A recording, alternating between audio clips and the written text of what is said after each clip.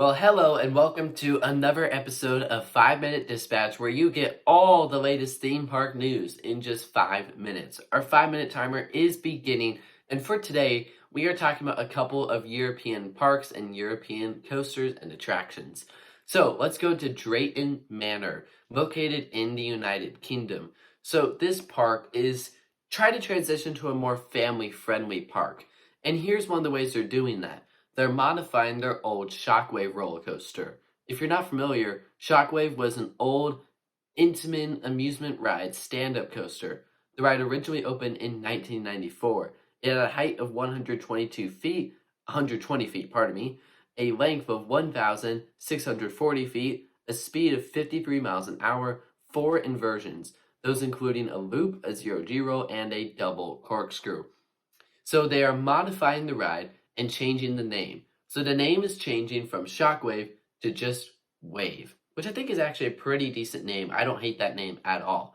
Now they're also modifying the trains and making these sit-down trains instead of stand-up trains. Let's be honest, the stand-up coaster has kind of died out. Outside of Pipeline Surf Coaster at SeaWorld Orlando, no one is adding stand-up coasters anymore. And that new B&M stand-up coaster model, like Pipeline, is so different than the old stuff. So these trains are going to feature lap bars, which is great, and they are manufactured by Art Engineering, who, among other things, worked on Cannibal at Lagoon, Primordial at Lagoon, and Wonder Mountain's Guardian at Canada's Wonderland. So the height requirement will also go down from 1.4 meters, or about 55-ish inches, to 1.2 meters, or about 47 inches. So about 8 inches lower for the height requirement with the train change, and that is significant.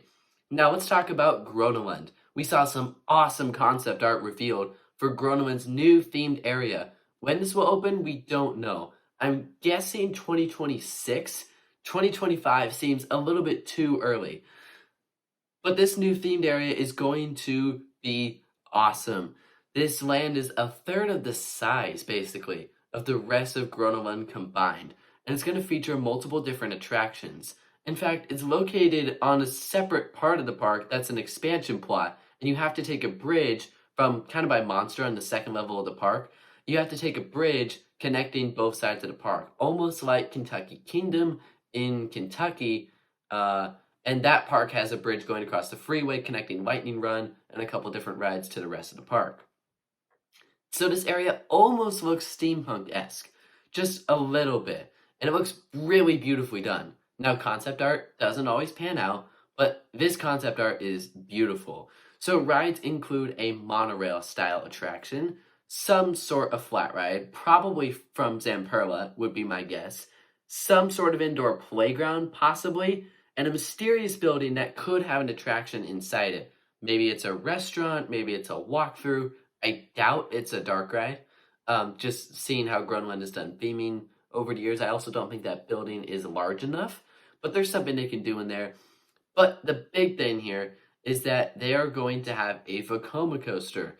Now, there had been some speculation among coaster enthusiasts that when Vekoma said they were adding a certain amount of tilt coasters, that there would be one going to Codaland there in Texas, there would be one going to Energylandia, there would be one going to Grona Lund.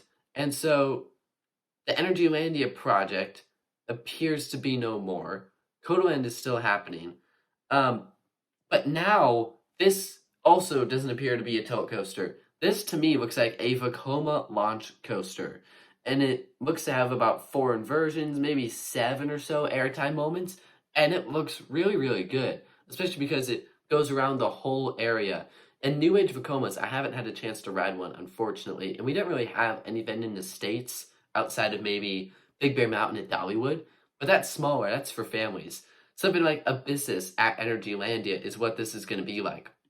New Age Vekomas look really sweet, really smooth, really fluid, great layouts, lots of inversions, lots of airtime moments, all the fun stuff. So I'm really excited to see what this park does. And it's amazing how they keep fitting new coasters in this park. I mean, this is a relatively small boardwalk park located in Stockholm, Sweden, and yet they added a B&M invert a few years ago. And here they are adding another roller coaster, even if this one is an expansion plot, it's so impressive. And that's going to bring us to the end of our 5 minutes. Thanks for tuning in to 5 Minute Dispatch. My throat is a little bit sore, so I'm sorry if my voice sounds a little bit different, but we're going to roll with it. And so some exciting news for European theme parks, Grona Lund and Drayton Manor. So thank you all for watching, and we'll see you in the next episode.